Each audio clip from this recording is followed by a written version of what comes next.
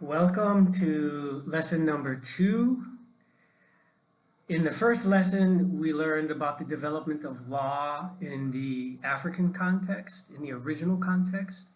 In lesson 2, we're going to get an overview of the development of the political and legal situation in Europe. We're going to see that just like with the Africans, the Europeans, they developed a kind of ecclesiastical law, and then it became something new. We get the development of corporate law, which is basically law that or agreements that were made amongst pirates.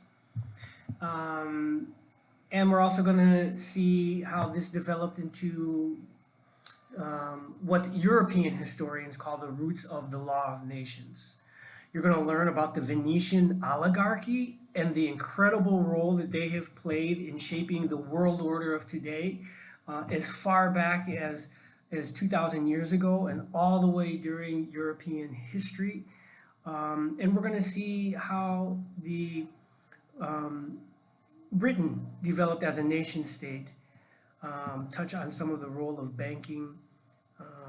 But we're going to be able to compare and contrast the African personality and law as it developed in an African context versus the European personality and how law developed in the European context.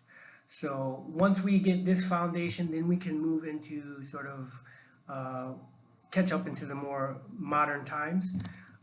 So not as much reading as the first lesson, but good reading. There's a challenging essay question about the Venetian role for your quiz, so make sure you pay attention and you understand that, and good luck.